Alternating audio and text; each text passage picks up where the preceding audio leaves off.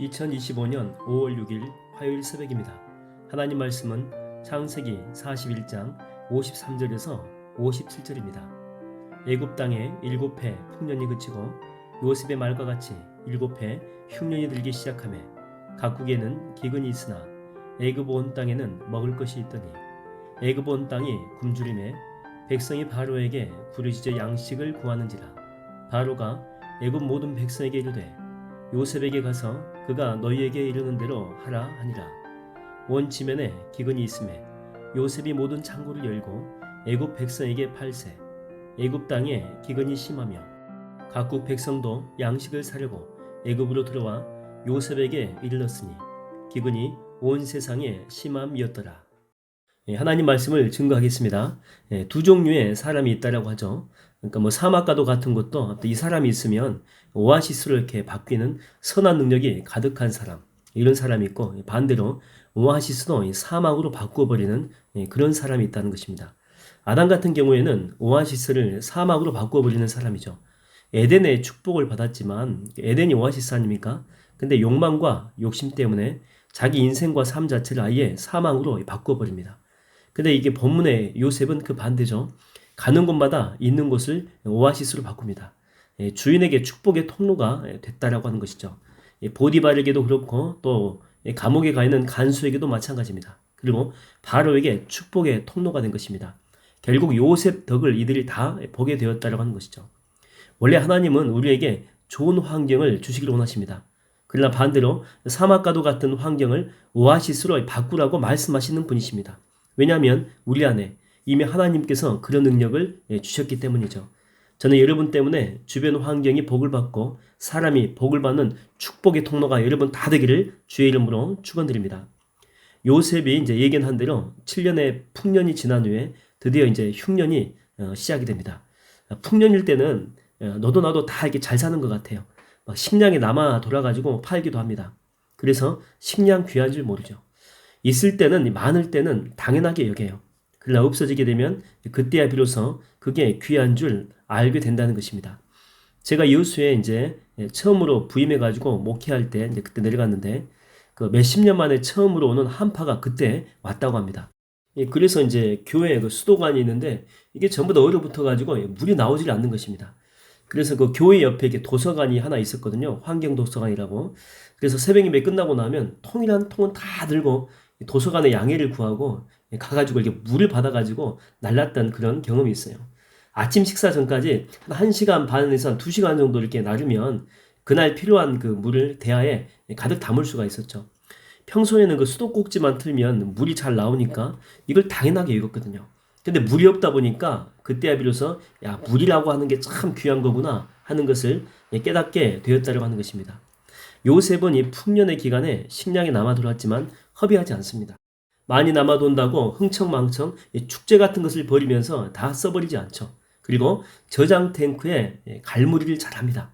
그래서 흉년의 기간 때 요긴하게 쓸 수가 있게 되죠. 예수님은 오병이어 이후에 음식이 이렇게 남아 돌았거든요. 근데 그때 야, 음식이야, 남은 것들 다 버려라. 얼마든지 내가 또 만들면 되니까 라고 말하지 않고 전부 다 거두라고 말씀하시죠. 성경에는 자세히 나오진 않지만 분명히 요긴하게 잘 사용했을 것입니다. 예전에 제가 서울에서 이제 사역을 할 때 그때 명절에 이제 시골에 내려가서 부모님 다 뵙고 이제 올라올 때입니다. 그때 이제 고향 동기 목사도 가족과 함께 내려갔고 올라올 때도 같은 날 함께 올라왔죠. 그래서 이렇게 서로 막 전화하면서 어디 휴게소에서 이게 보자라고 하고 이제 그때 출발했는데 근데 올라올 때 귀경 차량이 한꺼번에 이렇게 몰려들어가지고 휴게소에 아예 들어갈 수 없을 정도로 엄청 막힌 것입니다. 그러니까 서로 이렇게 만날 수 없게 된 거죠. 근데 걱정이 뭐냐면 먹는 겁니다. 먹는 거. 휴게소를 아예 들어갈 수 없기 때문에 매식을 못 하는 거죠. 그래서 이게 동기 목사의 가족은 굶다가 중간에 겨우 국도 빠져나와가지고 그것도 늦은 시간대에 이제 식사를 한 것입니다.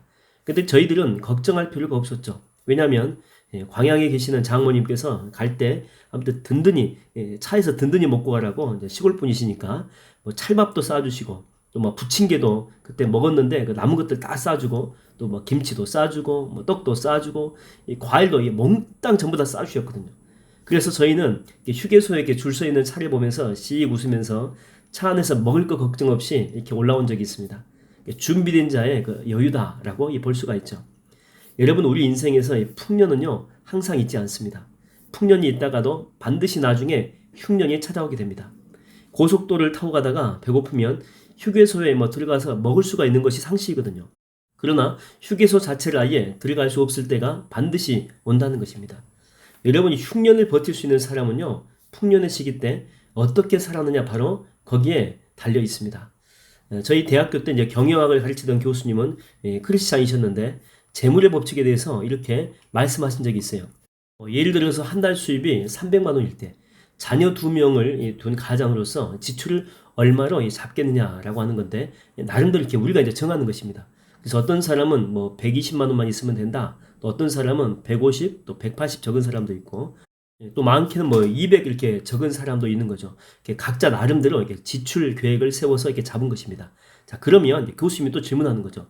자, 직급이 이제 올라가가지고 한 달 수입이 2배가 된 거예요. 600으로 늘어났습니다. 자, 그러면 지출을 어떻게 하겠느냐라고 질문한 것입니다.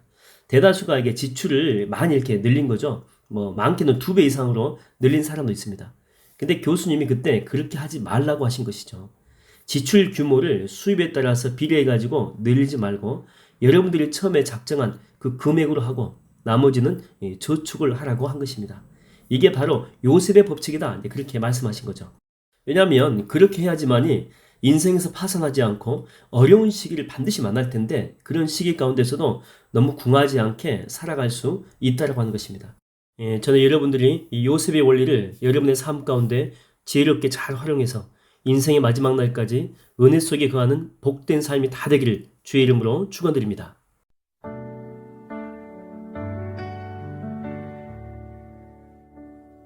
이 땅의 빛과 소금 되라 하신 주님, 세상 속 등대같이 빛을 비추라 하신 주님, 이 땅의 아름다운 향기가 되라 하셨네.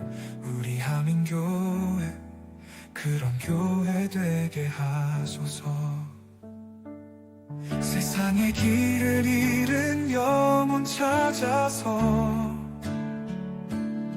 주님의 말씀으로 인도하소서. 덕없이 험한 길을 걸어갈 때도 우리 하민교회 빛이 되게 하소서. 빛과 소금, 빛과 소금, 주님 말씀 가슴에 새겨 길 잃은 자들 위해 비추는 등대, 우리 교회 그렇게 되게 하소서.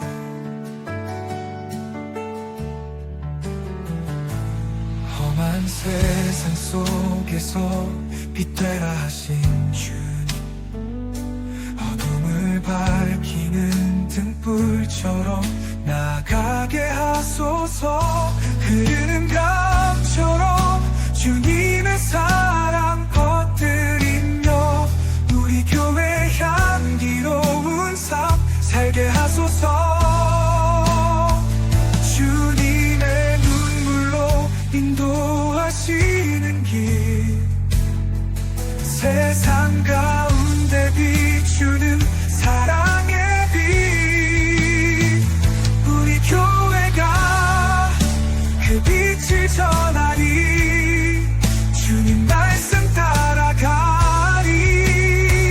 빛과 소금, 빛과 소금, 주님 말씀 가슴에 새겨 길 잃은 자들 위해 비추는 등대, 우리 교회 그렇게 되게 하소서.